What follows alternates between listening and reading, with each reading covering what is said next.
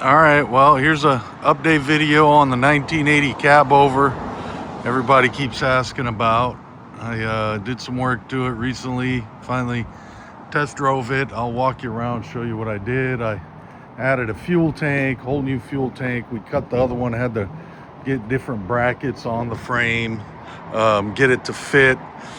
And John's been helping me out a lot. John's a good friend of mine. He's been coming over on his time off. We got to find a new mount for that hydraulic pump that lifts the cab up. We got to find a mount. We added an air dryer. This didn't come with an air dryer from the factory. I put some new chrome wheel or polished aluminum on the outsides, put some big old meat eater tires on it. I love those. Those are awesome. Somebody bought those for a yard goat. I bought them at auction for peanuts. They've been sitting in my shop for like 2-3 years. And I finally was like, okay, let's put them on the Cabover. We had to take off all the brakes, take apart all the brakes, clean them out. Once you bead blasted, that bead blast material gets into everything. We replaced, I told you a long time ago, we had to re-hose the whole thing. We've re-hosed it, all new hoses. So we got to add a tail light bracket in the back, but it's got all new hoses all the way up to the front. All the way up to the dash, even to the air dryer, all new fuel lines. Every single hose you can imagine has been done on this truck. We put some new air tanks, a couple of used ones I had laying around the shop that were almost brand new. We put those on, and we're in the process. We're gonna try to hide that air dryer somewhere so it's not visible. And then I've got 2 big stacks I want to put in the back. They're big, 8 inches. They look like sewer piping. They're so big. They're huge, absolutely huge. And they'll stick up a couple of feet above the roof. But I've got to get the grill done. I've still got to cut out. I got to install the lights in there, the running lights on the side. There's a big plastic or rubber fender flare I got to put on. I got to get the beauty rings around here. I still got to cut out a hole here for the other headlight. Then I've got to DA the whole truck, which means sand it all down and reshoot it. We did take out all the old wipers. These were air actuated wipers. We took everything out, and we're gonna fix those holes, and you won't even be able to tell they were there. And then we're gonna put electric wipers in here because the air ones just leaked air. The grill's got to get done.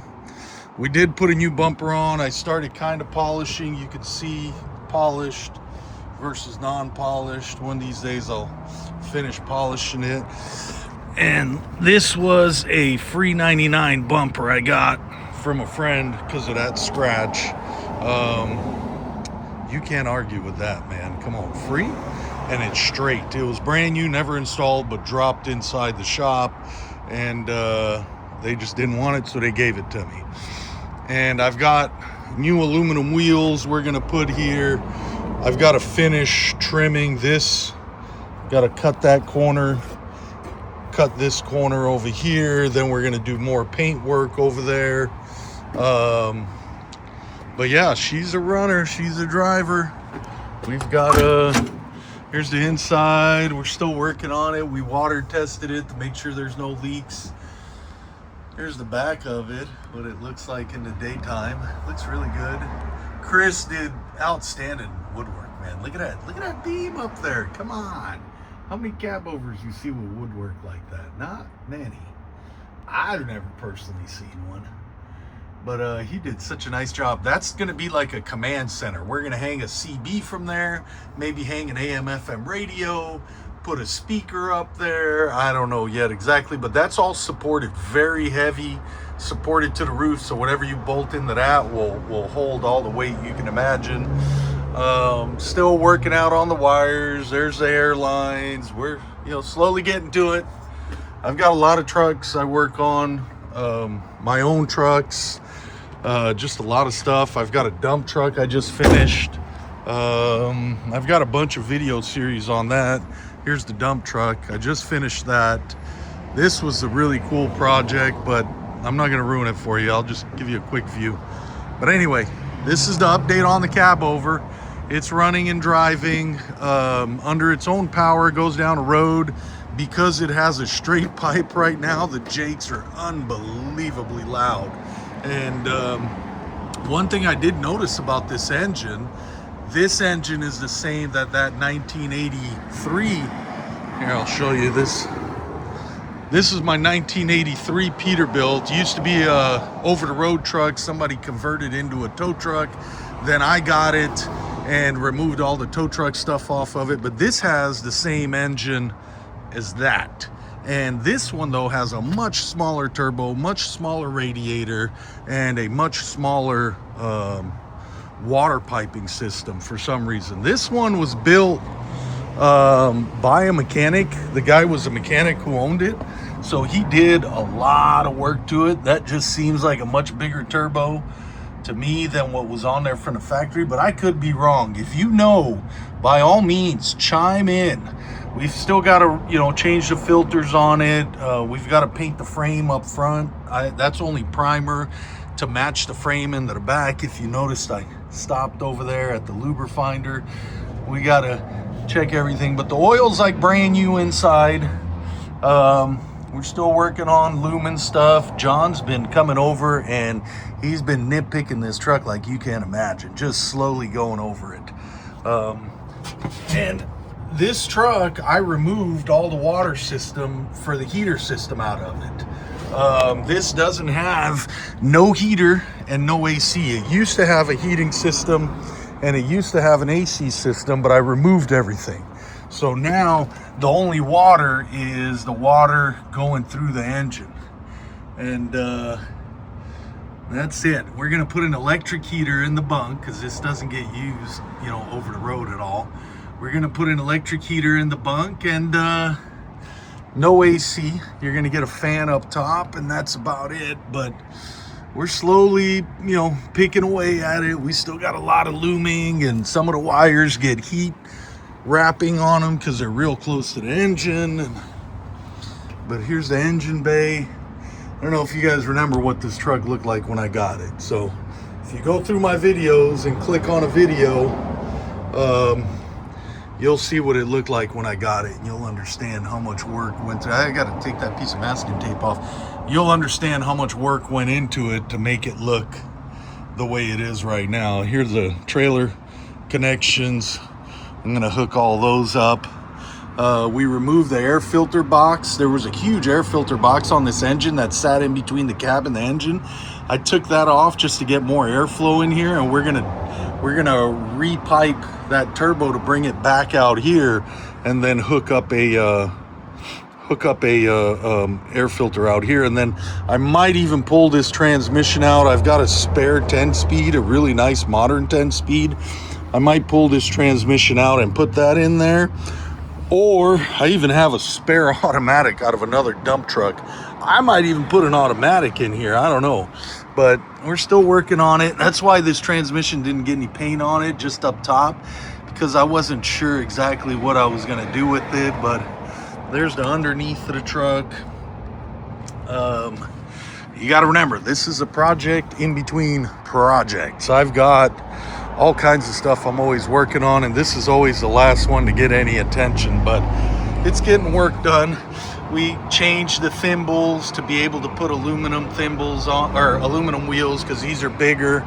The inner wheels, if you can see them, I had them bead blasted and then powder coated. If you see that black steel, those are the original wheels. I just had them bead blasted, and I think they look really nice.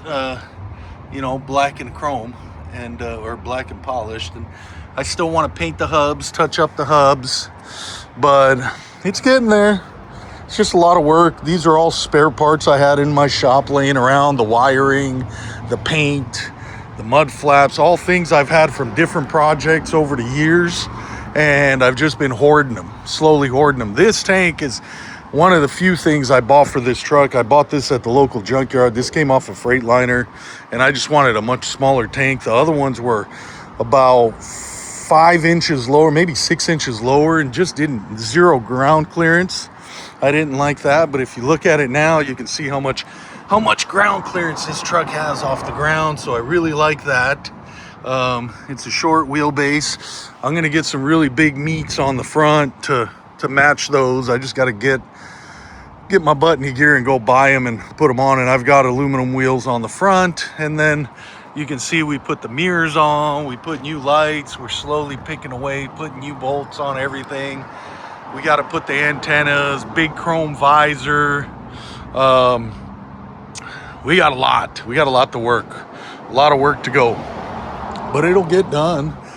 This bumper is reinforced. This is a frame rail right behind it.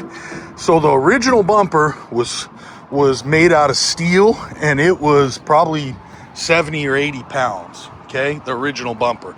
This bumper is aluminum, maybe weighs 25 pounds. This thing is super made in China type aluminum.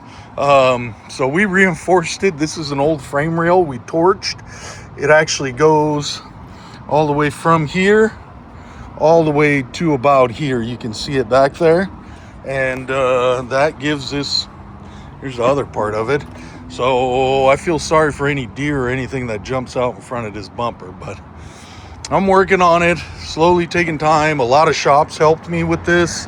You know, I'm gonna have a list of all the shops I got stuff from, equipment or help, or over the years working on this thing, and I'm gonna have a little plaque made for it that says, hey, this truck was made with the advice from these shops, or the materials, or the, you know, the maybe even the labor. Not really labor, because this thing all got done here, but I did get a lot of stuff over the years from local shops like Premier Rubber, Tacoma Screw, just a boatload of material, places that sell parts for semi trucks. And when they heard I was working on this, a lot of them gave me a deal on stuff, or, you know, they were more than fair. They didn't sponsor anything. I can tell you that right now. Nobody sponsored this but myself. This was all my work, or all my money, excuse me. Work was John. Joe was a tremendous help. Joe did so much work when we painted this. Man, I think I made him hate trucks after he helped me paint this thing. He did so much work. But Joe was coming in here on his off time and helping me. You know, Larry helped me when I first got it. Kenny helped me with it. Just a lot of people helped and chipped in labor and things like that. So it's slowly coming together. You know, project. It's a fun project. It's definitely not meant to make money. I don't think I'll ever get what I put into this, but I didn't put a lot. I did put some, but it's not an astronomical amount. I don't think, I'll try never to sell it if I have a place to store it. So as long as I have a yard or a shop, I'll probably keep this thing around just to show it to people, and just show them, hey, in 1980, this is what they drove around. This is, we put the seat in there. We did not paint this seat. John put it in. I wasn't here when he put it in, and I'm thinking we could take it back out real quick and bead blast this whole bottom section and paint it or powder coat it. The floor is dirty just from us getting in and out of here. We got to put some floor mats in because the floor is already getting scratched, but whatever, we'll get it done. Just slowly. Got to put the door panels back in. It's just, it takes a lot. This is a lot of work. This is a lot of tedious work. This, Chris put all this in with insulation behind it and sound deadening, and there's another picture of the inside. So yeah, it's a lot. It's just a lot of tedious work that takes a long time, and we're slowly doing it. We'll get it done one of these days, but eventually. It is running and driving though. We ran it up and down the parking lot right here and up and down the road real quick. It's not DOT legal, obviously, because no lights, but there's your update. I know a couple of people have been wondering whatever happened to this Cabover. Well, here it is.